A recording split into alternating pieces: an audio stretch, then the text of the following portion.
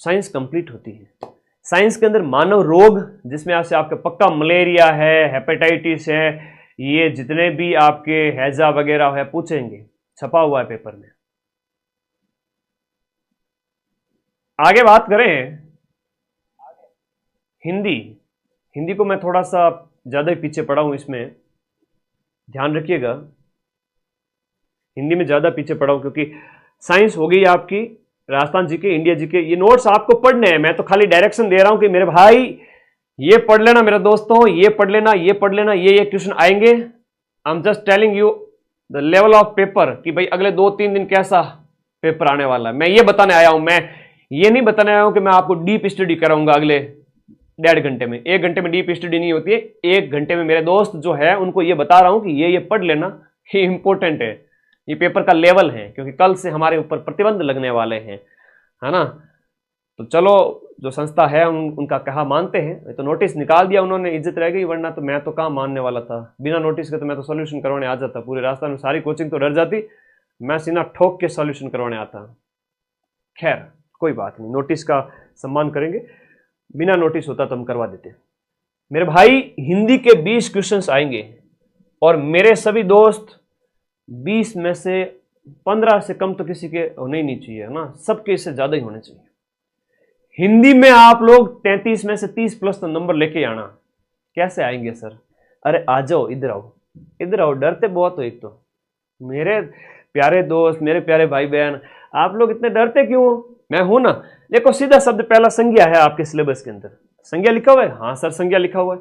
अच्छा जी, तो संज्ञा लिखा हुआ है तो संज्ञा में क्या कहा है? देखो संज्ञा जो भी आप व्यक्ति, वस्तु, जाति, द्रव्य, गुण, भाव, स्थान जो देखते हैं उन्हें आप संज्ञा है, उन्हें आप क्या कहोगे? संज्ञा कहोगे। संज्ञा के अंदर 5 प्रकार है। कितना है गुरुजी? 5 है। इतना याद होना चाहिए। अगर इतना याद नहीं है तो फिर मामला गड़बड़ है। संज्ञा के कितने भेद? 5। 5 कौन से? व्यक्तिवाचक संज्ञा, अगर मदन सर की बात हो रही है, एक नाम है मदन सर है, तो आपका व्यक्ति हो गया। राम की बात हो रही है तो राम मतलब व्यक्ति। जाति की बात हो रही है मतलब मनुष्य, मनुष्य एक जाति है, लेकिन राम की बात होते ही वो सीधा व्यक्ति में चला गया। भाव की बात हो रही है, बचपन, है ना, बचपन जैसे भाव है, भाव आ रहा है कोई चीज, है ना, बचपन, जैसे बचपन है ना, ऐसे बच्चे से बना हुआ है बचपन, तो बच्चा क्या है? एक जातिवाचक संज्ञा है। लेकिन चुन्नू मुन्नू टिन्नू मीनू, छोटो से बच्चों नाम से पुकारा तो वो व्यक्ति में चला गया, लेकिन बच्चा एक जाति है, तो बच्चे से बचपन बन गया, तो जाति से भाववाचक संज्ञा। द्रव्यवाचक के अंदर सोना, लोहा, पानी, ऐसे, है ना, याद करो। समूह के अंदर जैसे कक्षा में बच्चे बैठे हैं, ये इतनी सिंपल संज्ञा है। संज्ञा हो गई गुरुजी? अरे हो गई, पलक झपकते ही हो गई, चिंता ही मत करो। थानेदार का बैच है वो आपको एक बढ़िया आराम से 21 तारीख से पढ़ेंगे। समूह बन गया, 5 संज्ञा है। संज्ञा के बाद में सर्वनाम, वह शब्द जो संज्ञा के बदले में आए। आप राम नहीं बोलोगे, राम की जगह बोलोगे वह जा रहा है, तो उसकी जगह इस्तेमाल किए गए शब्द। जैसे के अंदर बात हो, आप अपना काम स्वयं कीजिए, है ना, स्वयं जाओ। निश्चयवाचक, वह उसका घर है, तो निश्चयवाचक सर्वनाम है। अनिश्चय, अरे कोई आ रहा है दूर से पर मुझे दिख नहीं रहा है, अनिश्चय। संबंध, जो मेहनत करेगा वो सफलता को प्राप्त करेगा, संबंधवाचक। प्रश्नवाचक, है ना, कौन जा रहा है, प्रश्नवाचक सर्वनाम हो गया। अंधेरे में कोई है लेकिन मुझे दिखाई नहीं दे रहा है, अनिश्चयवाचक हो गया, है ना। प्रश्न पूछ रहा है तो कौन जा रहा है, प्रश्न इन्वर्टेड, जो कोमा के कहते हैं इन्वर्टेड, क्वेश्चन मार्क के साथ पूछा जाए, तो ये सर्वनाम के भेद है। क्रिया की बात करते हैं, सीधी सीधी बात करता हूं, क्रिया की बात है, क्रिया की बात करते हैं सीधे सीधे। क्रिया की अगर बात करें तो ठीक है, एक्टिविटी होती है उसको कहते हैं। अब क्रिया के अंदर जैसे राम खेल रहा है तो खेलना वगैरह क्रिया हो गई। अब सकर्मक और अकर्मक, सीधा सा उदाहरण है, अकर्म के अंदर सिर्फ सब्जेक्ट होता है प्लस वर्ब होती है, सब्जेक्ट प्लस वर्ब होता है, जबकि सकर्मक हम बात करें, सकर्म, है ना, सकर्मक, सकर्मक क्रिया होती है। उस सकर्मक क्रिया के अंतर्गत क्या होता है? सब्जेक्ट भी होता है प्लस वर्ब भी होती है, इंग्लिश पढ़ा रहा हूं साथ साथ में, और प्लस ऑब्जेक्ट भी होता है। जैसे सांप रेंगता है, एक अकर्म क्रिया है, कर्म है ही नहीं इसमें, सांप जमीन पर रेंग रहा है तो जमीन ऑब्जेक्ट आ गया। आई बात समझ में? तो सकर्म में अकर्म में अंतर आना चाहिए। अकर्म मतलब कर्म गायब है। विशेषण की बात करें तो विशेषण एक ऐसा शब्द है जो संज्ञा और सर्वनाम की विशेषता बताता है। जैसे काला है, सुंदर है ना, ये भाई रमेश है वो काला है, तो रमेश क्या है? एक व्यक्तिवाचक संज्ञा है और उसकी विशेषता बताई जा रही है कि वो है, वो कालियो है। ठीक है तो गणी लेकिन कालियो है, सीधी सी बात है। तो विशेषण में गुण होता है, परिमाण यानी मात्रा है, संख्या होती है, सार्वनामिक होता है, व्यक्तिवाचक विशेषण, इसके अलग अलग प्रकार है, अलग अलग। उसके अंदर हम बात करें तो आगे देखिएगा, गुणवाचक विशेषण में जैसे काला है, गोरा है। संख्या में जैसे 10 बच्चे खेल रहे हैं। कितने बच्चे खेल रहे हैं? 10 बच्चे, तो 10 एक विशेषण है संख्या का। परिमाण यानी कि मुझे गेहूं दीजिए, कितने? 1 किलो गेहूं दीजिए। 1 किलो क्या हो गया? विशेषण हो गया। सार्वनामिक, वह व्यक्ति है ना, वह व्यक्ति, तो व्यक्ति की विशेषता हुई वह व्यक्ति, तो इस तरह से विशेषता बताई जाए। तत्सम और तद्भव आपके सिलेबस में है। पहले बताओ मजा आया या नहीं आया, ये बताओ। आनंद आ गया ना तो वीडियो को लाइक कर दो, जितने साथी जुड़े हुए बता दो यस सर आनंद आ चुका है। तो अगला प्रश्न ये बना कि तत्सम और तद्भव जो आपके सिलेबस में है और पूछे जाएंगे, सीधा सा है, कुछ भी नहीं करना है, फ्री फोगट के नंबर है। छप गया पेपर के अंदर, अभी मैं अंतर्दृष्टि फेंक के मारूंगा, सारा पेपर दिख जाएगा मुझे। ठीक है ना? सीधा सा प्रश्न है, तत्सम क्या होते हैं? संस्कृत भाषा के वे शब्द जो ज्यों के त्यों इस्तेमाल कर लिए जाए हिंदी में बिना किसी परिवर्तन के। जैसे हम बात करें हस्त, हस्त का मतलब होता है हाथ, हस्ती का मतलब होता है हाथी, तो हाथी तो तद्भव हो गया, तत्सम हस्ती हो गया। हस्त हाथ हो गया, हस्त मतलब तत्सम, तत्सम शब्द हो गया। अरे देखो, उसके साथ अगर बात करें हाथ की बात करें तो तद्भव हो गया, हस्त की बात करें तत्सम हो गया। तद्भव मतलब तत्सम से बनने वाले जो है ना आम बोलचाल के जो शब्द होते हैं वो। फिर आपके सिलेबस में है देशज शब्द भी है, विदेशज शब्द भी है, इसमें क्या टेंशन ले रहे हो? तत्सम तद्भव, जैसे अग्नि का आग हो गया, अग्नि है एक तत्सम शब्द है, संस्कृत का शब्द है, और इसका जो तद्भव यानी आम बोलचाल में तुम अग्नि बोलते हो क्या? ना जी ना। तो जो हम बात करें इस तरह से यहां पर दिए गए हैं, माता है, पिता है, अश्रु है, अश्रु बोलते हैं संस्कृत के अंदर, लेकिन आंसू है उसको हम कहते हैं भाई ये आंसू है, वो आपका आंसू जो आ रहा है आंखों में से वो एक तद्भव है, लेकिन अश्रु है वो संस्कृत का शब्द है। ठीक है, नॉर्मल शब्द है, ध्यान रखना। एक देशज शब्द भी आपके सिलेबस के अंदर है। देशज के अंदर जो आपके आम बोलचाल में स्थानीय स्तर पर बोले गए, जैसे कटोरा है, खिड़की, खिचड़ी वगैरह। विदेशज में जैसे आवाज, आईना, ये कई सारे शब्द आ जाते हैं, और शंकर भी है। देशज और विदेशज ही सिलेबस में है, तो ठीक है जी, विदेशज में इनसे भिन्न है वो कर लेना। देशज शब्दों में जैसे लोटा, कटोरा, घोटाला, ये चटपट, चिड़िया, झिलमिल, खुसुर फुसुर, ये आम बोलचाल के अपने देशज शब्द है। संधि, संधि की बात करें, कम से कम नी मामा से तो काणो मामो ही चको, और ये बहुत बढ़िया मामा है, ये काणा भी नहीं है, ये थोड़ा प्यार कम करता है लेकिन खड़ूस मामा है। ये काणा मामा नहीं है, सब कुछ दिख रहा है। गज का मतलब हाथी होता है, हस्ती बेटा, हाथी के अनेक नाम हैं, बहुत सारी चीजें हैं। अब मैं एक थोड़ी बताऊंगा, होशियार बने ज्यादा। इधर आओ। संधि की परिभाषा यह है कि दो वर्ण और ध्वनियों का जब मेल हो जाए उस समय कहते हैं संधि। 3 प्रकार की है। स्वर, एक सीधा सा प्रश्न, कितने प्रकार की? स्वर, व्यंजन, विसर्ग। संधि के 3 भेद, जैसे देव धन आलय तो देवालय बन गया, जगत धन नाथ जगन्नाथ बन गया, मना धन योग मनोयोग बन गया। ये विसर्ग हो गया, ये आपका व्यंजन हो गया, ये स्वर संधि का उदाहरण दे दिया। संधि के प्रकार दिमाग में होने चाहिए। एक अगला प्रश्न ये पूछेंगे कि स्वर संधि के कितने भेद है, बताओ। स्वर संधि के 5 भेद है। दीर्घ है, गुण है, वृद्धि है, यण है, अयादि है। बाकी चीज आपको कुछ आए ना आए, लेकिन इतना तो आना चाहिए। इतना आए ना आए, लेकिन इतना तो आना चाहिए। ये एक इतना रिवीजन तुम्हें पूरे यूट्यूब पे कोई कराएगा भी नहीं, कौन टेंशन ले। किस किस का दुखड़ा रोए, जस्ट फॉर्मेलिटी होती है। हेलो दोस्तों, आ जाइए, आज हमारे ऑफर आ चुका है, और ऑफर ऐसा बच्चे के जन्म से लेकर के, अभी मैं और कुछ कह दूंगा तो लोग बुरा मान जाएंगे, ठीक है ना। कहां कहां के ऑफर आ जाते हैं, हर महीने ऑफर क्यों आते हैं आप सोचो। तो वो पैसा कमाने के उद्देश्य से। मेरा वो कोई उद्देश्य है नहीं। आपकी इच्छा है, पढ़ो, विश्वास है नहीं तो मैंने तो यूट्यूब पर भी ऐड ऑफ कर रखी है, पैसे का कोई लालच नहीं। स्वर के 5 भेद, स्वर संधि के 5 नियम अगर सिलेबस में प्रश्न आया तो सीधा पूछेंगे दीर्घ संधि का उदाहरण बताओ। जैसे हिम धन आलय, अ से आ जुड़ा तो आ दीर्घ बन गया, दीर्घ स्वर बन गया। गुण में ए और अर बन जाता है, जैसे इधर आ होता है, इधर ई उ और री होता है तो ए ओ अर बन जाता है। जैसे सुरेंद्र है, परोपकार है, महर्षि है, रट लो।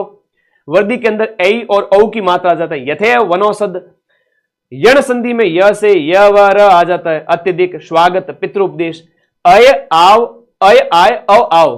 तो ये थोड़ा सा आपका अयादि संधि का उदाहरण है, ध्यान रखना, ऐसे उदाहरण अयादि संधि के होते हैं। व्यंजन संधि बहुत सिंपल से है, तुम बिना 1-2 मिनट दे देना हो जाएगा। इधर देखो अगला प्रश्न कहता है कि व्यंजन संधि, व्यंजन संधि में क्या होता है, 2 व्यंजनों का मेल होता है। जब किसी व्यंजन का मेल किसी स्वर या व्यंजन से होता है, एक तरफ व्यंजन है और दूसरी तरफ स्वर व्यंजन है, तो उस तरह से जो परिवर्तन है, जैसे दिक धन, अब ये हलंत वाली संधि भी होगी, जैसे हलंत आता है ना, ये हलंत है।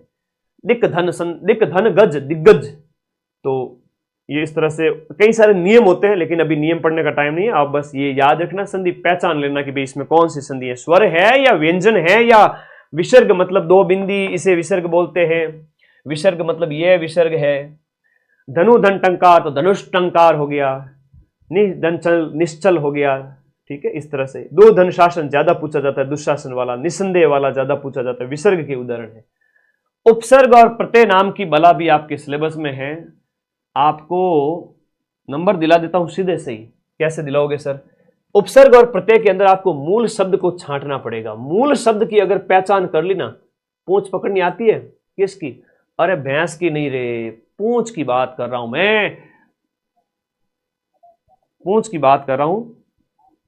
मतलब आपको मूल शब्द पकड़ना आना चाहिए। जैसे प्रत्यर्पण के अंदर अर्पित करना, तेरा तुझको अर्पण, प्रत्यर्पण में अर्पण एक मूल शब्द है, बाकी वाला बच गया, वो कौन सा है?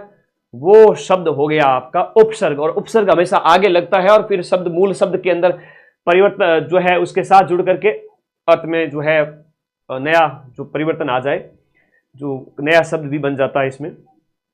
प्रत्यय की बात करें तो प्रत्यय हमेशा पीछे लगता है, वह शब्दांश जो शब्द के अंत में जुड़ता है, पीछे जुड़ता है।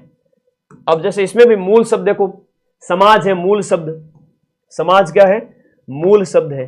पीछे आपने देखा कि इक लगा हुआ है, सामाजिक शब्द बन गया, तो आप आराम से निकाल सकते हो। इक है, इत है, आस है, मिठास, लोहार ज्यादा पूछ लेवे कई बार, ध्यान रखना। तो अच्छा प्रश्न है। काल भी आपके सिलेबस में है। काल, काल की बात करें, काल हिंदी व्याकरण के अंदर जो है, जैसे भूत वर्तमान है, भूत है, भविष्य काल है। इसमें आप सिंपल से अगर देखें तो त ता वाले आ जाते हैं, उधर इसमें थ आ जाता है, थ था वाले, और उसमें गा गे गी वाला, वो तो आपको बचपन से ही पता है। लेकिन इसमें भी कहीं होता है आसन भूतकाल, वो आने ही वाला था, इस तरह से है ना, आसन भूतकाल वगैरह, अलग अलग इसके टाइप है, तो इसको भी देख लीजिएगा। लोकोक्ति और मुहावरे के अंदर क्या होता है कि आपके मुहावरे के अंदर हमेशा क्या है कि अलग अर्थ निकलता है। जैसे कि 9 2 11 हो जाना, तो क्या हो गया? अरे नहीं सर, तो 9 2 11 का मतलब है तो जोड़ बाकी गुणा भाग कर रहे हो। नहीं नहीं नहीं, जोड़ बाकी गुणा भाग नहीं कर रहे, हम एक नया अर्थ निकालने की कोशिश कर रहे हैं। 9 2 11 मतलब चोर, 9 2 11 हो गया, भाग गया, तो एक नया अर्थ निकल जाता है, वो मुहावरा होता है। मुहावरे के अंदर एक क्रिया भी होती है ना, 9 2 11 होना क्रिया है। और लोकोक्ति, किंवदंती या जनमानस के अंदर प्रचलित जनश्रुति जो है, वो आपकी किंवदंती वगैरह, वो तो एक पूरा सेंटेंस की तरह होती है। जैसे ऊंचा दुकान फीका पकवान, ये कई कोचिंग संस्थानों के संबंध में आप कहेंगे मेरे बारे में, ना भाई हम तो मुहावरे लोकोक्ति करा रहे, और वैसे डरने की क्या बात है, जो हकीकतें बताएंगे।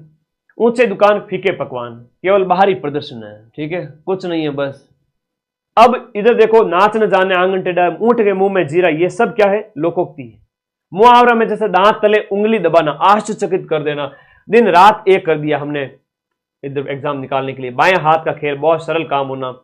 दायां हाथ तो राइट हैंड साइड होता है, बायां हाथ मतलब खबोड़ियो, आज काम कदी आवे को नहीं, फिर भी गुरुजी मैं बिनु काम कर लिया, तो वो हाथ है। हवा से बातें करना, बहुत तेज दौड़ना, शीघ्र शुरुआत करना, 9 2 11 होना, हाथ मलते रह जाना, कान भरना मतलब चुकी, ये पूछे जाते हैं कुछ। लो जी, राजस्थान कला संस्कृति वगैरह भी देख लेते थोड़ी। हिंदी पूरी करवा दी, और क्या करो, इंग्लिश करूं, रुक जा, हिंदी इंग्लिश करूं बेटा तने। विद इन 1 और 1 घंटे के अंदर अंदर 1.5 लाख बच्चे पढ़ा चुका हूं right now. That is the power of Rajasthan के स्टूडेंट का पावर है ये। मैं तो एक माध्यम हूं खाली। कला संस्कृति के अंदर आ जाओ। आभूषण तुम्हारे सिलेबस में पूछेंगे, देखो क्या पूछते हैं, जैसे रखड़ी है वो सिर पे बैठी हुई है, मेमंद है वो अपने सिर पे बैठा हुआ है, कान की बात करें कान में टोटी है, एरनहार है, लूंग है, छेलकड़ी है, सुरलियो है, अंगोटियो है, सब कान के। फिर नाक के अंदर आती है तो नथ है, बेसरी है, गुलाक आभूषण थोड़ा ज्यादा पूछते हैं, फिणी है, नथ है, बाली है, वेसरी है, वेसरी है, मणि ठणी के भी पहना हुआ है, ठीक है याद रखो। दांत का मोस्ट इंपोर्टेंट है, चूप है, रकन है, मेख है, धौस है, मेघ है और धौस है। तो इस प्रकार से गले में तुलसी चंपाकली नाम की 2 महिलाएं पड़ गई, और फिर बाजू में गजरा वगैरह। कलाई के अंदर ये जो आपका है इंपॉर्टेंट है वो बता देता हूं, कलाई के अंदर आपका गजरा हो गया है ना, और देख लीजिए कमर के अंदर के वाले सारे ही हैं, कणकती कंदोरा वगैरह। पैर में टणका है, पायजेब वगैरह हो गया। हाथ की उंगली में दामड़ी है, बहुत इंपॉर्टेंट है ना। पैर की उंगली के अंदर आपके बिछुड़ी है, फोलरी है, पगपान है ना। ओके, आगे देखो लोक नृत्यों में जो आपके सिलेबस में पूछा जाएगा, लोक नृत्यों में जैसे घूमर है वो आपका राजस्थान का राज्य नृत्य है, राजस्थान का राज्य नृत्य, राजस्थान का राज्य नृत्य हो गया। कच्ची घोड़ी नृत्य कहां किया जाता है, यह प्रश्न पूछेंगे। और कच्ची घोड़ी शेखावटी का। 13 ताली नृत्य कौन करते हैं, रामदेव जी के आराधना में किया जाता है। गुड़ला नृत्य जोधपुर का फेमस है। राजस्थान की आत्मा, राज्य नृत्य और नृत्यों का सिरमौर किसको कहते हैं, प्रश्न आ सकता है। ढोल नृत्य कहां किया जाता है, जालोर में। अग्नि नृत्य बीकानेर में। बम नृत्य मेवात सेक्टर के अंदर किया जाता है। गिंदड़ शेखावटी का फेमस है, बहुत इंपोर्टेंट है, ठीक है। चरी किशनगढ़ का है। फल्कूबाई इसकी प्रसिद्ध नृत्यांगना है, पूछ सकते हैं। थेवा कला हस्तकलाओं के अंदर कहां की फेमस है, थेवा कला प्रतापगढ़ की है। मीनाकारी जयपुर की है। तारकसी नाथद्वारा की है। टेराकोटा मोलेला कला जो मिट्टी के बर्तन है वो आपके राजसमंद के। अगला देखो, बादले कहां के, ये थोड़ा ज्यादा पूछा जाता है, बादलों वाला प्रश्न ज्यादा पूछा जाता है। ब्लू पोएट्री जयपुर की कृपाल सिंह शेखावत पूछा जाता है। आजम प्रिंट और जाजम प्रिंट थोड़ा पूछ लेते हैं। चित्तौड़गढ़ की आकोला, छिपो का आकोला। अजरंग प्रिंट और मलीर प्रिंट जो प्रिंट किए जाते हैं कपड़ों के ऊपर, वो इंपोर्टेंट है, थोड़ा याद रख लेना। गोटा कहां का फेमस है, गोटा महिलाओं के जो आभूषण, जो महिलाओं की जो वेशभूषा है उसके ऊपर, ओढ़नी के ऊपर जो कनार लगाई जाती है वो है, ठीक है। अगला देखो, चित्रकला वैसे सिलेबस में है नहीं, वह कला आपके जो कला है जो उस हिसाब से कलाओं के अंदर इसको काउंट करो तो अलग अलग में हो सकती है, लेकिन इसको डायरेक्ट नहीं दिया है। संत संप्रदाय की बात करें तो ज्यादा जो पूछा जाता है उसको बता देता हूं। जैसे हम बात करें लालदास जी, आजकल थोड़ा ज्यादा पूछे जाते हैं, बाकी वो भी देखिएगा। लालदास जी मेवात सेक्टर के अंदर है। संत मावजी ने आपका, जो संत मावजी के द्वारा साबला गांव डूंगरपुर में अपनी प्रमुख पीठ स्थापित की गई, इनका ग्रंथ चौपड़ा है। निष्कलंक संप्रदाय आपके द्वारा चलाया गया था। रामस्नेही संप्रदाय की 4 शाखाएं हैं, सारे सीखे, सारे सीखे, और फिर इसमें RDH और R, यानी कि रामचरण जी जो आपके रैण के हो गए दरियाव जी, सिंथल के हो गए हरिरामदास जी, और खेड़ापा के हो गए रामदास जी। पंचपीरों में से एक प्रश्न आपके पेपर में छप चुका है हर पारी के अंदर। कौन सा प्रश्न सर? बाबू जी का पूछेंगे, कोलूमंड फलोदी है। रामदेव जी उंडू कश्मीर बाड़मेर है। मैणा दे अजमाल जी इनके माता पिता का नाम है। गोगा जी का स्थान ददरेवा चूरू जन्म स्थान पूछेंगे। और हड़बू जी सांकला। मेहा जी की बात करें और तेजा जी का तो पूछेंगे ही पूछेंगे, मोस्ट इंपोर्टेंट। देवनारायण जी मोस्ट इंपोर्टेंट है। मलिनाथ जी भी वेरी मोस्ट है, ठीक है। तो तेजा जी वो खरनाल के हो गए, देवनारायण जी भीलवाड़ा और मलिनाथ जी बालोतरा। पंचपीरों का सीधा सा प्रश्न एग्जाम में आएगा कि कौन से पंचपीर है या नहीं है, सीधा सा पूछ लेंगे, पाबू हड़बू रामदेव वगैरह ऐसे। डूंग जी जवाहर जी कहां के फेमस है, डूंग जी जवाहर जी की बात की जाए, आगे देखिएगा। हम बात करें त्योहारों की, तो त्योहारों के अंदर गणगौर कब मनाया जाता है? चैत्र महीने के शुक्ल पक्ष की तीज को। और उसके बाद छोटी तीज और बड़ी तीज का प्रश्न पूछ लेते हैं। अच्छा, इसमें यह पूछ लेते हैं, मोस्ट इंपोर्टेंट है, ध्यान रखिएगा। छोटी तीज है वो आपके जयपुर की फेमस है, बड़ी तीज है वो बूंदी की फेमस है, जैसे कजली तीज, सातुड़ी तीज, उजली तीज, अनेक अनेक नामों से जानते हैं। कृष्ण जन्माष्टमी, भाद्रपद कृष्ण अष्टमी। आगे देखो, नेक्स्ट अगला प्रश्न देखिएगा। बाबरी बीज मारवाड़ का कुंभ कहलाएगा। तेजादशमी भी इंपोर्टेंट है। सांझी, दशहरा, दशहरा आश्विन शुक्ल दशमी, करवा चौथ, दशहरा, बैणेश्वर मेला माघ पूर्णिमा के अवसर पर बढ़ता है, ये थोड़ा ध्यान रखना। कपिल मुनि की तपोस्थली आपके कोलायत बीकानेर। जनजातीय नृत्यों, नृत्यों के अंदर आता है कई बार, जैसे कि भीलों के नृत्य पूछ लेते हैं, ग्रासियों के पूछ लेते हैं कि वालर है, मांदल है, कूर है, कूद है, लूर है, ये कहां कौन से जगह पे फेमस है, किस स्थान के हैं, किन जनजाति से संबंधित है। चक्री नृत्य किस जनजाति का है, ठीक है, ऐसे पूछ लेते हैं। संकरिया, बागड़िया, इंडोनी, पणिहारी, ये बाईपास जो है वो किसका नृत्य है, बाईपास, शॉर्ट ट्रिक है, बाईपास, बाई पाश ऐसे। तो कालबेलियों का है, गुलाबो कालबेलिया नृत्यांगना। कंजर के बात करें, हाड़ौती क्षेत्र के अंदर आपका कंजर जनजाति के जो नृत्य है, और उसके बाद में अलग अलग जनजातियों के बारे में बताया। एक प्रश्न ये भी आता है कि शिमलवाड़ा के अंदर कौन सी जनजाति निवास करती है, तो जैसे यहां पर डूंगरपुर में डामोर हो गए, ग्रास या आबू के अंदर हो गए, शहर या बारा के अंदर हो गए। इनमें इनका जो मुखिया है वो आपके पूछे गए थे पटवारी के अंदर भी, तो ये ध्यान रखना कि भाई पटेल कंजर हो गया, कथौड़ी नायक है, डामोर वगैरह छोड़ दीजिए, सैलोत पूछ लिया जाता है, पटेल थोड़ा पूछ लिया जाता है, ठीक है। और इनके अलग अलग रीति रिवाज वगैरह है यहां पर दिए गए। राजस्थान का राज्य गीत वगैरह कई व्यक्तियों के संबंधित पूछ ले, कमायचा का जादूगर शक्कर खान मंगनियार है, खड़ताल का सद्दीक खान है, बपंग का जादूगर जऊर खान मेवाती है, राजस्थान का खजुराहो किसको कहते हैं, किराडू के मंदिर को कहते हैं, यानी कि किराडू बाड़मेर। राजस्थान का ताज जसवंत थड़ा को कहते हैं, ठीक है। हवेलियों का सीधा सीधा जब प्रश्न पूछते हैं ना, हवेलियों के प्रश्नों में जैसलमेर की सालिम सिंह की हवेली पूछते हैं, पटवा की हवेली सीधा पूछते हैं, वास्तुकला आपके सिलेबस में है, बीकानेर में बच्चावतों की और मूतों की हवेलियां है। और उसके अलावा हम बात करें, एक थंबिया महल है तो डूंगरपुर के अंदर है, उम्मेद भवन पैलेस जोधपुर के अंदर है, बागोर हवेली कहां पर है, आपका उदयपुर के अंदर है। छतरियों के अंदर गैटोर की छतरियां जयपुर के राजाओं की है, कागा है जोधपुर के राजाओं की है, बड़ा बाग या बरबाग जैसलमेर के राजाओं की है। प्रमुख दुर्ग है वो आपके सिलेबस में, मान के चलिए 1 से 2 प्रश्न आपके पेपर में छप चुके हैं। क्या पूछेंगे सर, दुर्ग के संबंध में ये पूछेंगे कि भाई आपका जो चित्तौड़ का किला है वो आपका यहाँ पर इसमें कौन सा स्थान स्थित है वगैरह, ऐसा पूछ ले। या राजस्थान का गौरव या दुर्गों का जो सिरमौर है वो किसको कहते हैं, गढ़ तो चित्तौड़, बाकी सब गढ़ैया, चित्तौड़ हो गया। राजस्थान का पहला जल दुर्ग हम कहें तो काली सिंध और आहू नदी के किनारे है, वो आपका गागरोन का किला है। कुंभलगढ़ की दुर्ग के बारे में पूछ ले, जब मामादेव कुंड वगैरह कहां पर है ये पूछ ले। मेवाड़ के महाराणाओं की संकटकालीन राजधानी है वो आपकी कौन सी को कहा जाता है। बख्तरबंद दुर्ग किस दुर्ग को कहा जाता है, यही प्रश्न आने हैं, कुछ भी हो जाए। जैसलमेर वाले किले को सोना किला कहते हैं, गोल्डन फोर्ट कहते हैं, जिसमें 99 बुर्ज है ना। और इसके अलावा जो आपका मयूर ध्वजगढ़ या गढ़ चिंतामणि किसका नाम है, मेहरानगढ़ का किला। कल सुबह जाके देखोगे पेपर में यही प्रश्न दिखेंगे आपको, यही दिखने पड़ेंगे। आगे देखो, आपने पीडीएफ भेजी नहीं, क्या करूं मैं इन बड़े बच्चों का। बेटा तारे घर आन पीडीएफ पहुंचा जाऊं, अब रात को आऊं मैं खाना वाना खाए, ठीक है, और तो क्या करूं, ठीक है।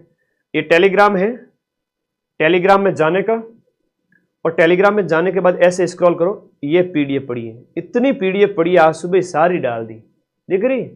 हाँ, माइंड मैप का टेलीग्राम है जहां पर 4,60,000 बच्चे जुड़े हुए, और वो भी 1 साल में आप लोगों ने इतना प्यार दिया है कि क्या कहूं मैं। ग्रुप का लिंक कहां मिलेगा, इस वीडियो के नीचे पिन किया हुआ ब्लू कलर का। इतनी छोटी छोटी चीजें नहीं आती घर में। 5 साल का जो छोटा बच्चा है ना, उसको बुलाओ, फटाक से टेलीग्राम। और आपके घर में तो आपसे ज्यादा जो फैन है वो आपके छोटे छोटे जो बच्चे हैं ना, वो मेरे फैन हैं।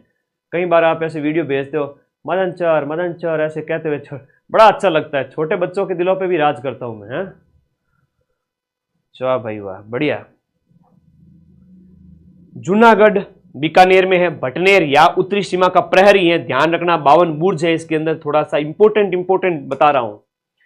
तो गढ़ बीटली किसको कहते हैं, या जिब्राल्टर इसे पूर्व का कहते हैं अजमेर वाले को, अकबर की मैगजीन अजमेर में है, जालोर वाले किले को कहते हैं आपका सुवर्णगिरी,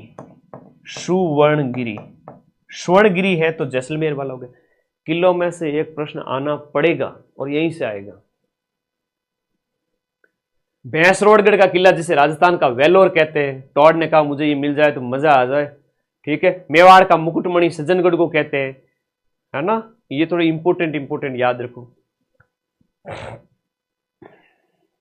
आपदा प्रबंधन कल्चर हो जाती है कंप्लीट। आपदा प्रबंधन छोटा सा पार्ट दिया है, ध्यान रखिएगा थोड़ा सा। सभी को आशीर्वाद, हो जाएगा सिलेक्शन। बस अपने इस चैनल को सब्सक्राइब करके जुड़े रहिए, हमेशा आपके साथ खड़ा रहूंगा। अभी तो रिजल्ट आएगा, नौकरी लेनी है, तैयारी करो ज्वाइन करने की, हो गया सिलेक्शन, मान के चलो। आज बढ़िया नींद लेके सोना और बढ़िया भगवान का नाम लेके कल पेपर देके आना। आपदा प्रबंधन में एक प्रश्न सीधा सा पूछेंगे, निम्न में से कौन सा आपका अगर पूछा तो प्राकृतिक आपदा, मानवीय आपदा। प्रकृति के द्वारा जो घटित हो रही है, जितने भी सुनामी, बाढ़, भूकंप वगैरह, ज्वालामुखी, सब प्रकृति की, उसके अलावा जितनी भी है वो मनुष्य के लक्षणों की वजह से वो मानवीय आपदा है। जिला स्तर पर आपदा जो प्रबंधन का अधिकारी कौन सा है, पेपर में छप गया है, आपका जिला कलेक्टर होता है। अगर पूछेंगे तो यही पूछेंगे। राज्य स्तर पर जो एसडीएम है, स्टेट डिजास्टर मैनेजमेंट अथॉरिटी होती है, उसका हेड ये होता है। और डिस्ट्रिक्ट स्तर पर डीडीएमए होता है, डिस्ट्रिक्ट डिजास्टर मैनेजमेंट अथॉरिटी का हेड कलेक्टर होता है। राज्य में मुख्यमंत्री होता है। नेशनल डिजास्टर मैनेजमेंट अथॉरिटी हम बात करें, इसका गठन जो है NDMA, national disaster management authority, उसका जो हेड है वो प्रधानमंत्री होते हैं, ध्यान रखना। राज्य आपदा प्रबंधन प्राधिकरण के अंदर अध्यक्ष सहित टोटल 9 सदस्य और अध्यक्ष मुख्यमंत्री। आपदा प्रबंधन अधिनियम जो है राजस्थान के अंदर 2007 में लागू होता है। जिला आपदा प्रबंधन समिति के 8 सदस्य होते हैं और इसका हेड है वो कलेक्टर होता है। राजस्थान रुको, पॉलिटी, इंडियन पॉलिटी है ना, आज रुको, इंडियन पॉलिटी स्टार्ट हो रही है, सब्र करो थोड़ा, मजा आ जाएगा शानदार वाला। इंडिया पॉलिटी में से सीधे सीधे क्वेश्चन यहां से देखने को मिलेंगे, आप देखें तो सही इस चीज को।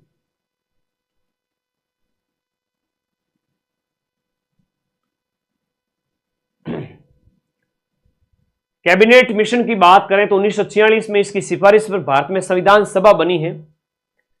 अंतरिम सरकार है वो आपके कैबिनेट की सिफारिश पर ही बनी थी, कैबिनेट मिशन पर। अंतरिम सरकार का गठन 1946 के अंदर किया गया था और ये 15 अगस्त 1947 तक इसने काम किया था। इसमें टोटल अंतरिम सरकार के अंदर 15 सदस्य थे, जिसका जो हेड बन गया था माउंट बैटन।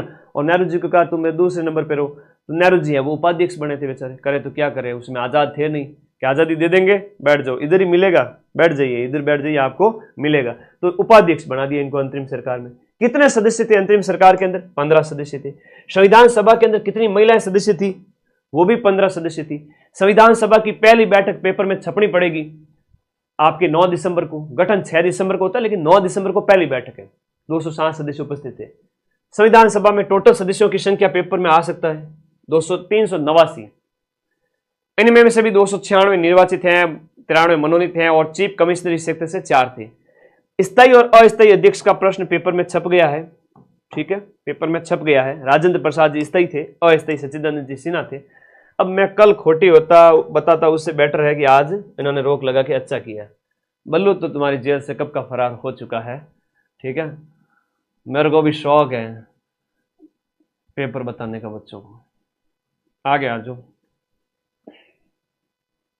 यहां देखिएगा सीधा सीधा 8 बड़ी समितियां थी, 8 बड़ी समितियां, और इनका हेड का प्रश्न पटवारी के पेपर में भी पूछा था अधीनस्थ बोर्ड ने। 4th ग्रेड में सिंपल सा क्वेश्चन पूछ लेंगे, ध्यान रखना। 8 बड़ी समितियों के अंदर संघ और संघ संविधान की बात करें तो संघ में नेहरू जी हैं। प्रांत की जब भी बात करेंगे, प्रांत और मूल अधिकार की बात करेंगे, पटेल जी हैं। प्रक्रिया और वार्ता की बात करेंगे तो राजेंद्र प्रसाद जी हैं। प्रक्रिया और वार्ता के राजेंद्र प्रसाद है।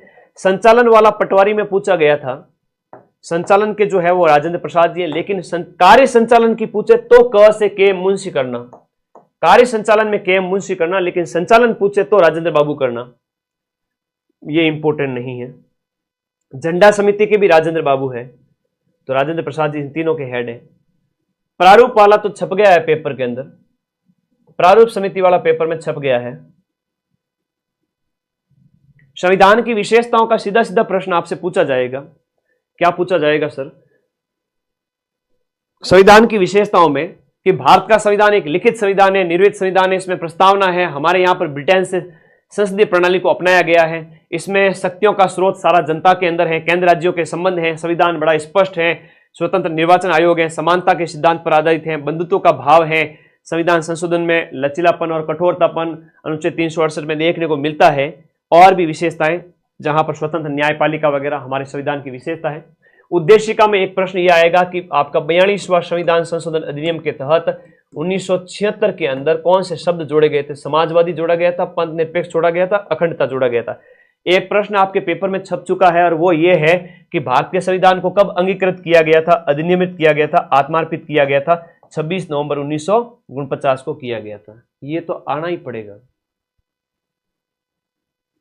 संविधान के स्रोत की बात करें तो सीधा सीधा प्रश्न पूछ लेंगे हमने, तो भारतीय संविधान के अंदर मूल अधिकार कहां से अपनाए? अमेरिका से। न्यायिक पुनरावलोकन जो है आपके अमेरिका से। ब्रिटेन से क्या बनाया अपनाया है? संसदीय शासन और विधि के शासन को। आयरलैंड से क्या अपनाया है? नीति निर्देशक तत्वों को। छपना पड़ेगा पेपर में, छपना पड़ेगा। कनाडा के संविधान से हमने संघ व्यवस्था को अपनाया है, अवशिष्ट शक्तियों को अपनाया है। आपातकाल जर्मनी, मूल अधिकारों का स्थगन इंपोर्टेंट नहीं है। स्वतंत्रता और देखो गणतंत्र और इसके साथ साथ आपका जो स्वतंत्रता समानता फ्रांस के संविधान से। ऑस्ट्रेलिया के संविधान से समवर्ती सूची अपनाई है, आना पड़ेगा पेपर में। सोवियत संघ से मूल कर्तव्य अपनाए हैं, मूल कर्तव्य। और संविधान संशोधन अफ्रीका से। नागरिकों के मूल अधिकार पूछे जाएंगे। सब गया भाई, ध्यान कर लो। और मूल अधिकार के अंदर संविधान के भाग 3 के अंदर, संविधान के भाग 3 के अंदर 6 मूल अधिकार हैं। 7वां संपत्ति का था जो हटा दिया गया था। और 6 मूल अधिकारों की बात करें तो स्वतंत्र समानता है, स्वतंत्रता है, शोषण है, धार्मिक स्वतंत्रता है, संस्कृति, शिक्षा और संवैधानिक उपचारों का अधिकार, जिसे आत्मा कहा गया संविधान की, ये अंबेडकर जी के द्वारा। तो ये आपका हो गया। इनमें भी अंतर है थोड़ा सा, जो एक टिपिकल क्वेश्चन हो जाता है। ये आपका न्यायालयों के द्वारा संरक्षण प्राप्त है और वो तो खाली एक आदेश है, इतना समझ लो बहुत है। हम बात करें यहां पर समानता के अधिकार अनुच्छेद 14 से लेकर के 14, 15, 16, 17, 18 तक है। तो यहां पर कानून के समक्ष समानता है 14 में, फिर 15 में है वो आपका जाति है। स्वतंत्रताएं हैं 6 प्रकार की यहां पर दी गई है। देखो जो है आपके अनुच्छेद 19, 20, 21, 22। तो अनुच्छेद 19 के अंदर आपके 6 स्वतंत्रताएं हैं। 21 क जो आपका यहां पर बात करें, प्राण की स्वतंत्रता 21 के अंदर है, लेकिन 21 क के अंदर प्राथमिक शिक्षा है, ध्यान रखना। गिरफ्तारी वाला जो है अनुच्छेद आपका 22 हो जाता है। शोषण के खिलाफ है, बच्चों को आप जो है बाल निषेध की बात करता है, बाल श्रम निषेध की, वो 23 में है। और उनका जो कारखानों में भारी काम करवाना वो 24 के अंदर है। तो ये बाल श्रम से संबंधित हो जाते हैं शोषण के खिलाफ। 25, 26, 27, 28 है वो धर्म मानने से संबंधित है। और 29 और 30 है वो आपकी संस्कृति से संबंधित है, आप जिस संस्कृति को माने अपनाए उसको। सीधा सा प्रश्न यहां से पूछ लेंगे, भारत के संविधान के कौन से भाग के अंदर डीपीएसपी है? इंपोर्टेंट है। भाग 4 के अंदर अनुच्छेद 36 से 51 तक नीति निर्देशक तत्व है। इनमें सीधा सा एक प्रश्न बनता है, यहां पर गांधी जी से संबंधित बात किसमें कही गई है? पंचायतों के जो है विकास के संबंध की बात किसमें कही गई? अनुच्छेद 40 के अंदर कही गई है, पंचायतों के विकास से संबंधित बात। अनुच्छेद आपका जो है पर्यावरण की रक्षा, जो 42वें संविधान संशोधन अधिनियम 1976 द्वारा शामिल किया गया, 48A जो पर्यावरण का है। विदेश अंतर्राष्ट्रीय संबंधों की बात 51 के अंदर कही गई है। समान नागरिकता संहिता जो है, समान नागरिक संहिता 44 के अंदर है। पर तुम्हारे तो प्रश्न क्या आएगा कि नीति निर्देशक तत्व संविधान के कौन से भाग में और कौन से अनुच्छेद के अंदर है, इतना पूछेंगे। मैं क्यों तुम्हें फालतू में इतना डराऊं, मेहनत कराऊं। हाँ, आपदा प्रबंधन में क्वेश्चन आया तो इतना ही पूछेंगे, जिला आपदा प्रबंधन प्राधिकरण का हेड कौन होता है, बस, उससे ज्यादा कोई प्रश्न नहीं आएगा। स्टेट का पूछे तो सीएम कर देना, बाकी ठीक है। ये भाग 4 के अंदर है, लेकिन भाग 4 क के अंदर, भाग 4 क के अंदर अनुच्छेद जो आपका 51 क है, उस 51 क अनुच्छेद के अंदर 11 मूल कर्तव्य हैं। 10 तो पहले थे और इसे 86वां संविधान संशोधन अधिनियम आपका 2002 के द्वारा जोड़ा गया, जिसमें बच्चों के निःशुल्क शिक्षा की बात कही गई है 6 से 14 वर्ष के बच्चों को। मूल कर्तव्य, नीति निर्देशक तत्व और इसके साथ साथ तुम्हें पढ़ा दिए मौलिक अधिकार। अब इससे बाहर तो प्रश्न क्या ही जाएगा। एक अगर पूछ भी लेवे तो सीधा सा प्रश्न ये पूछ लेंगे संविधान की अनुसूचियों से संबंधित, जैसे 10वीं अनुसूची दल बदल की है, 11वीं और 12वीं। 11वीं ग्राम पंचायतों से संबंधित है और 12वीं नगर निकायों से संबंधित है। 7वीं अनुसूची थोड़ी सुर्खियों में ज्यादा ही रहती है, मोस्ट है।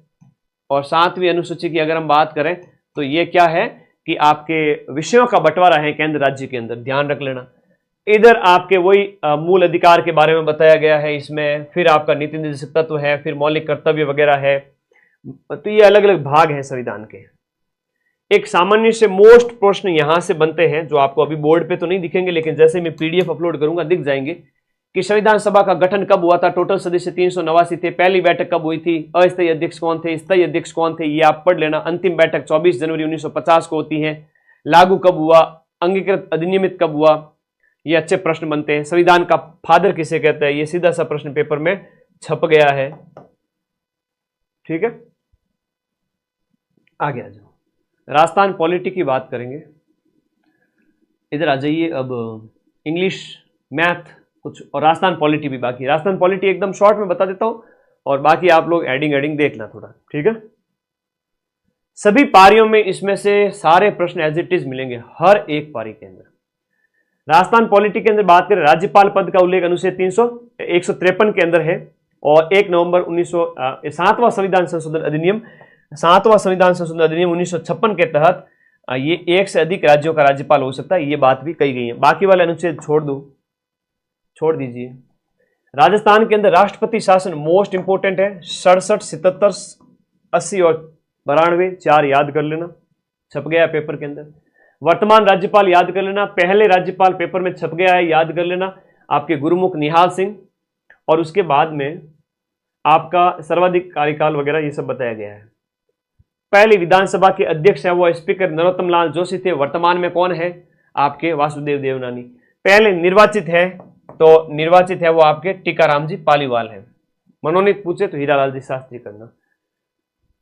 अब यहां पर विधानसभा अध्यक्ष वगैरह बताए गए हैं। मंत्रिपरिषद का जो मुख्यमंत्री और मंत्रिपरिषद का उल्लेख है वह अनुच्छेद 163 के अंदर, बाकी छोड़ दीजिए।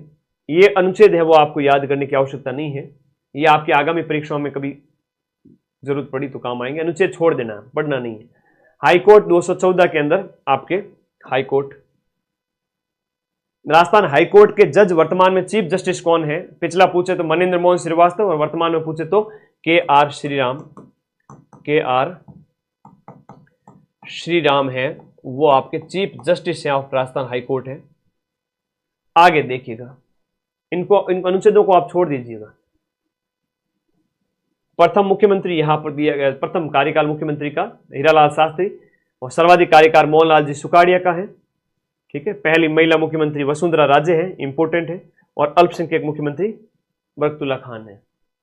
राजस्थान के सचिवालय आपके सिलेबस में दिया गया है, तो राजस्थान का जो सचिवालय की अगर हम बात करें तो राजस्थान के मुख्य सचिव पहले हैं वो आपके के राधाकृष्णन थे और वर्तमान सचिव है वो सुधांशु पंत है। ठीक है, ध्यान रखिएगा। पहली महिला मुख्य सचिव है कुशल सिंह है, ध्यान रख लेना। वर्तमान सुधांशु पंत है, तो वो आपके पेपर में छप चुका है, छप गया है। ठीक है, बाकी जिला प्रशासन के संबंधित प्रश्न थोड़े दिए गए हैं। आरटीआई सूचना का अधिकार अधिनियम आपके सिलेबस में है। हाँ, अजमेर में आने वाले बच्चे मिल सकते हैं। मैं कोशिश करूंगा कि आप लोगों से मिलूं। आज थोड़ी रेस्ट करूंगा, तबीयत वगैरह ज़्यादा खराब हो जाएगी अगर मैंने रेस्ट नहीं की तो। आज वैसे भी अपना मिशन कंप्लीट हो चुका है, तुम लोग अपना ध्यान रखना मेरे। और देखता हूं कल आप लोग अलग अलग स्कूलों में, हालांकि मुझे नहीं जाना चाहिए वैसे वहाँ, लेकिन कोई सार्वजनिक स्थान हुआ तो मैं ज़रूर इन्फॉर्म करूंगा आपको। ठीक है, सूचना आयोग की बात करें तो आरटीआई 2005 के अध्याय 4 की धारा 5 के तहत इसका गठन होता है। सूचना आयोग का गठन 2006 के अंदर है और वर्तमान में जो मुख्य सूचना आयुक्त है वो एम.एल. लाठर है। एम.डी. कोरानी पहले थे, सबसे प्रथम वाले एम.डी. कोरानी, वर्तमान एम.एल. लाठर। और बाकी ये इंडिया पॉलिटी के भी कुछ नोट्स मैंने दिए हैं साथ में, इनको आप अच्छे से पढ़ लेना, वो मैंने करवा दिए हैं। तो इसी में से एक प्रश्न आना पड़ेगा, ठीक है, ये मैंने करवा दिए। इंडिया पॉलिटी वगैरह सब कुछ हो चुका है, इनको आप एक नजर मार देना। बाकी अनुच्छेद वगैरह ज्यादा मेहनत मत करना, अनुच्छेद मत रटना बैठ जाना, ठीक है। अब इसको समापन की ओर चलते हैं, लेकिन एक सब्जेक्ट अपना इंपॉर्टेंट बाकी रह गया है, जो सचिवालय वगैरह, ये थोड़े ध्यान रखना। शासन सचिवालय की स्थापना कब हुई, 1949 वगैरह। मुख्य सचिव की नियुक्ति किसके द्वारा की जाती है, मुख्यमंत्री के द्वारा की जाती है, ध्यान रखना इसका, ठीक है। और बाकी जिला प्रशासन है जो आपका, उसका हेड है डिस्ट्रिक्ट मजिस्ट्रेट, ठीक, जिलों को उपखंड में बांटा गया है, ठीक है। चलो ये देख लेना, ये पूरी पीडीएफ भेजूंगा मैं, आगे देखिएगा। ये जिला प्रशासन वगैरह इनकी मैन हेडिंग देख लेना। अभी एक एग्जाम में प्रश्न पूछा गया था, ये पूछा गया था, अभी एक पेपर हुआ था, उसमें एक प्रश्न पूछा गया था कि आरएससी का फुल फॉर्म क्या है। आई थिंक पटवारी वाला ही पेपर था। राजस्थान पुलिस की एक अर्ध सैनिक शाखा है आरएससी, जो रिजर्व रहती है। तो राजस्थान सशस्त्र कांस्टेबलरी, राजस्थान सशस्त्र कांस्टेबलरी, ये फुल फॉर्म पूछा गया था, मोस्ट है, अभी पूछा गया था, फुल फॉर्म पूछा गया था। तो पुलिस प्रशासन, जिला प्रशासन, ये सब आपके सिलेबस में, इनको भी आप एक बार जरूर देखना। जनरल इंग्लिश और गणित, बस 10 मिनट और लूंगा आपका, ठीक है, सिर्फ 10 मिनट और, कुछ भी नहीं है। इंग्लिश की बात करें, टेंस आपके सिलेबस में है, एक्टिव पैसिव आपके सिलेबस में है। सिंपल प्रेजेंट टेंस जब आए तो सब्जेक्ट के साथ में वर्ब की फर्स्ट फॉर्म आती है, पास्ट टेंस आए तो वर्ब की सेकंड फॉर्म आती है, इतना ध्यान रख लेना। सिंपल प्रेजेंट टेंस की अगर बात करें तो अगर आदमी लखनऊ का लाडा अगर अकेला है जो सिंगुलर है तो एस आएगा। अगर लखनऊ का लाडा बहुवचन है, उसमें आई आता है, यू भी आता है, ठीक है ना, तो बहुवचन के साथ सिर्फ वर्ब की फर्स्ट फॉर्म आती है, एस नहीं आती है। इधर वर्ब की सेकंड फॉर्म होगी पास्ट में, और फ्यूचर है तो विल शैल के साथ वर्ब की फर्स्ट फॉर्म। सिंपल सी बात है। कंटिन्यूअस है तो इज जा रहे में तो प्रेजेंट टेंस की बात हो रही है, वाज वर है तो पास्ट टेंस ही, हैज है परफेक्ट के अंदर आता है, और पास्ट में हैड आ जाता है परफेक्ट के अंदर। बहुत सिंपल सा टेंस है, बहुत सिंपल सा। तो यह क्या होता है कि द सन हैज सेट, सूर्यास्त हो चुका है। Ali is riding a bicycle, वो साइकिल चला रहा है। और I always speak the truth, मैं हमेशा सत्य बोलता हूं। ऑलवेज है, ये थोड़ी पहचान है प्रेजेंट सिंपल टेंस की, तो माता फोड़ी की बात नहीं है, बहुत इंपॉर्टेंट है, सिंपल सी बात है। एक्टिव पैसिव की जब भी बात आती है ना, तो इधर देखो यहां पर एक्टिव वॉइस दिया हुआ है, पैसिव वॉइस दिया हुआ है, प्रेजेंट टेंस के हैं यहां पर, ये आपके इधर पास्ट आ गया, इधर प्रेजेंट टेंस की बात हो रही है।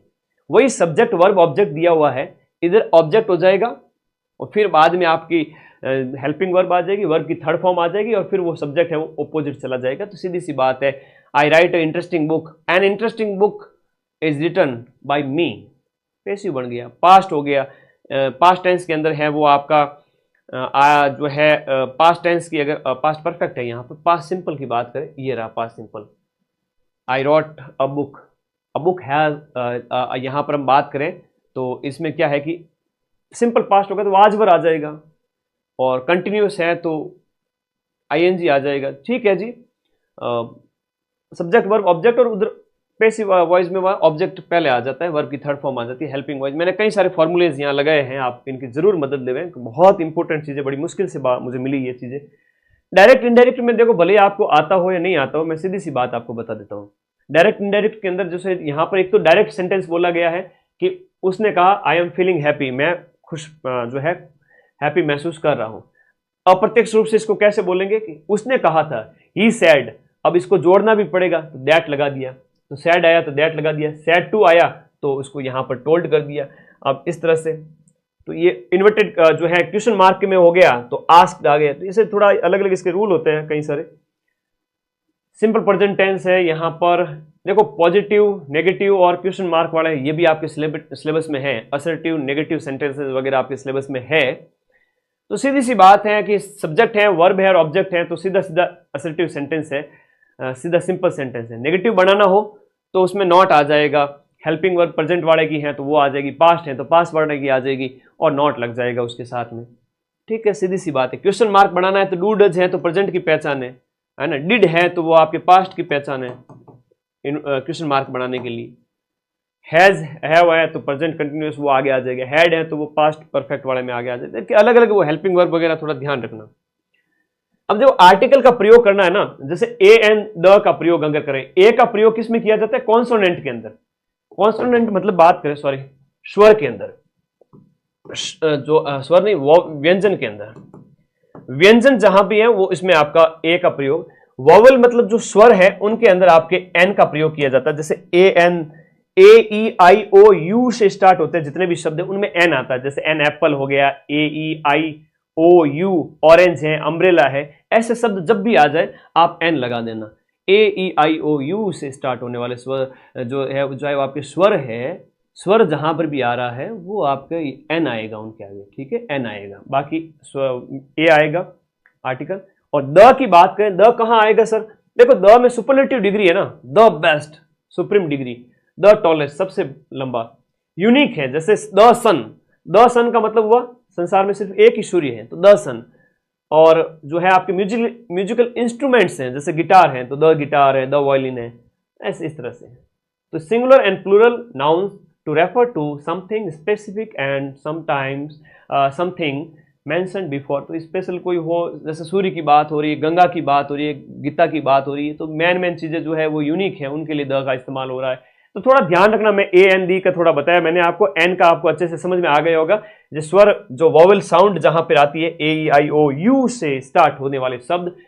अब यहां पर डिटरमाइनर देखो, जिसमें आर्टिकल वगैरह ये सारी चीजें हैं। प्रेपोजिशंस की अगर हम बात करें, प्रेपोजिशन में थोड़ा सा ध्यान रखना, जैसे टाइम से पहले क्या आता है? एट आता है। टाइम जहां भी दिया है सीधा सा सही कर देना, एट आएगा, ठीक है। मील टाइम है, जैसे जो है आपका लंच का टाइम है, ब्रेकफास्ट का टाइम है, एट आएगा। हॉलीडे यानी छुट्टी है तो एट आएगा। एक्सप्रेशन है जैसे present, at this moment, night, day, तो एट आएगा। मंथ महीनों से पहले इन आता है, सीजन से पहले इन है, ईयर के पहले इन है, दशक से पहले इन है, शताब्दी से पहले इन है, दिवस से पहले ऑन ट्यूसडे, ऐसे। डेट से पहले ऑन आता है, डेट से पहले ऑन आता है, लेकिन टाइम से पहले एट आता है। ये आपके पेपर में छप गया है, ध्यान रख लेना। जो आपके ये भी सिलेबस में है आपका पंक्चुअल जो है आपका ये जो मार्क्स है, जो आपके हिंदी में जिसको कहते हैं ना, जो चिन्ह लगाते हैं जहां पर, जैसे फुल स्टॉप हो गया, क्वेश्चन मार्क है, कोमा है, जैसे इन्वर्टेड कोमा है जो कथन के अंदर आती है, तो ऐसे।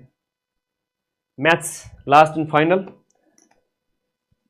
वही जो सामान्य प्रश्न जो थे आप कर सकते हैं। अगर किसी ने अभी तक गणित नहीं किए हैं तो मेरे इस 10 मिनट के लास्ट के भाग को देख के कम से कम 5 क्वेश्चन तो कर ही सकता है।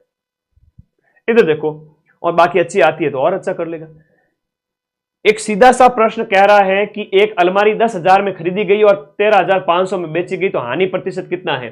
तो लाभ, सॉरी हानि या लाभ क्या हुआ है? तो लाभ हुआ है कि 10,000 में खरीद करके 13,000 में बेच दिया, तो लाभ परसेंट हुआ है। तो लाभ को आप ऊपर रखोगे, जो कि आपका कितना हो गया?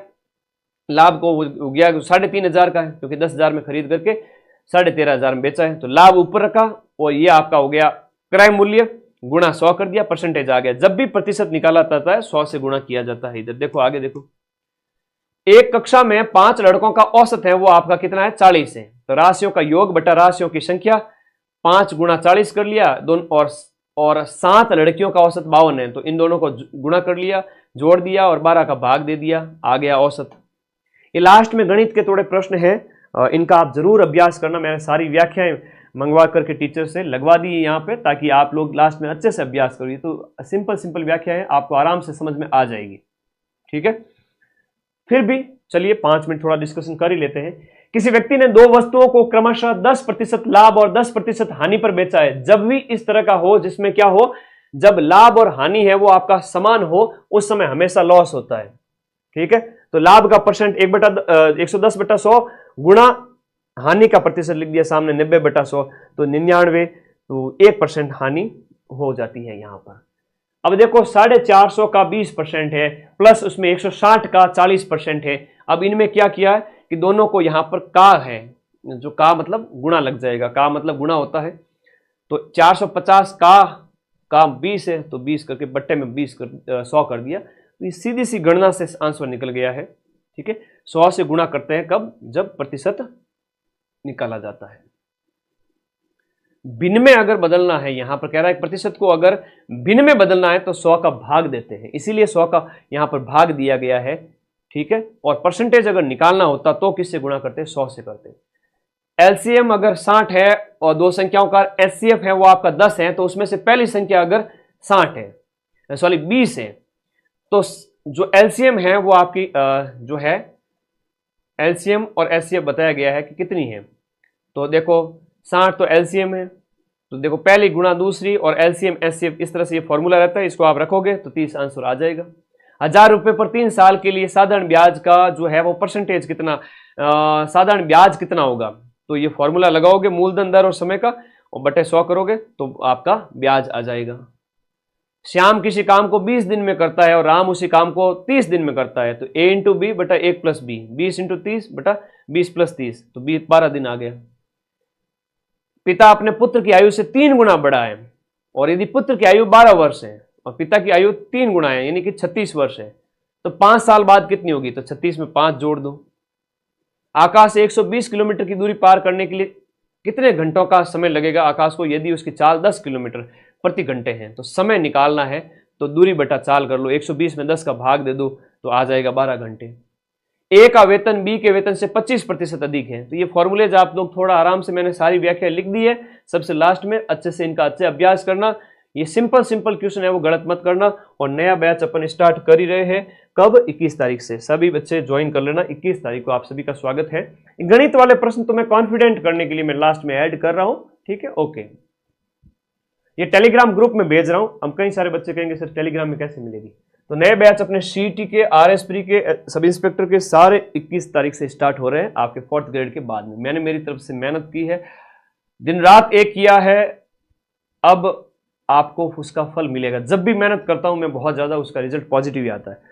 ये लो टेलीग्राम ग्रुप का लिंक ब्लैक कलर की पट्टी में है, ये जो लिंक दिया है ब्लू कलर का उस पर क्लिक करो, जाओ टेलीग्राम में। तो भाई आज का दिन बहुत शुभ रहा, कल का दिन, परसों का दिन और उससे आगे वाला तीनों ही दिन बहुत शुभ रहेंगे।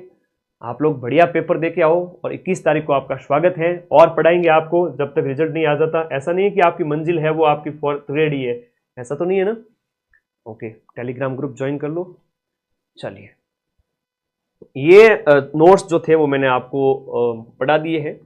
और कह दोगे भाई मैं उस माटी का वृक्ष नहीं, मैं उस माटी का वृक्ष नहीं जिसको नदियों ने सींचा है, मैं उस माटी का वृक्ष नहीं जिसको नदियों ने सींचा है, बंजर माटी में पलकर मैंने मृत्यु से जीवन को खींचा है, मैं उस पत्थर पर लिखी इबारत हूं, शीशे से मुझे कब तक तोड़ोगे, मिटने वाला मैं नाम नहीं, तुम मुझको कब तक रोकोगे। ठीक है, तो ये अच्छी पंक्तियां हैं और इनको भी आप पढ़े, मोटिवेट हुए। धन्यवाद, थैंक यू, गुड नाइट, सो जाइए, आज का दिन शुभ हो। 10:30 से पहले मैंने खत्म कर दिया सेशन। 1.5 घंटे के अंदर 1.5 लाख बच्चे पढ़ा चुका हूं। मुझे भी खुशी है इस बात की कि राजस्थान के अंदर सबसे ज्यादा बच्चों ने मेरे पे भरोसा किया है। अब इवन ये तो आरएस प्री वाला पेपर होगा उसमें भी मैं सबसे ज्यादा पढ़ा दूंगा, पटवारी में भी सबसे ज्यादा पढ़ाए थे, आगे सीईटी में भी सबसे ज्यादा पढ़ाऊंगा। ये तो तुम लोगों का प्यार है, बाकी मेरी क्या बिसात है। ट्यूशन मिल जाते हैं इसलिए आप लोग पढ़ते हो, दिल से मेहनत करता हूँ रात दिन तुम्हारे साथ। तो आशीर्वाद सभी को, खूब सारा आशीर्वाद कि आपका सिलेक्शन हो जाए। बस पेपर अच्छे से देके आना, एग्जाम हॉल में सही सलामत अच्छे से पहुंच जाओ, तथास्तु सिलेक्शन हो जाएगा। Thank you. और अपने इस चैनल को सब्सक्राइब कर देना, आगे की क्लास से जाएगी तब इन्फॉर्म कर देंगे, और कोई नोटिस आएगा, सूचना आएगी, बता देंगे। और क्या कहना चाहते हो, कोई डाउट है क्या? पीडीएफ तो मैं टेलीग्राम ग्रुप में भेज रहा हूँ, सब 2 मिनट के अंदर अंदर भेज रहा हूँ। जाओ तो सही तुम टेलीग्राम में, इसीलिए तो इस वीडियो के नीचे लिंक दिया हुआ है जो आप क्लिक कर रहे हो और टेलीग्राम ग्रुप ज्वाइन कर रहे हो। बता दो स्क्रीनशॉट लेना है, ले भाई मेरी फोटो के साथ में ले ले, ठीक है। हाँ ओके, गणेश चौकारा जी।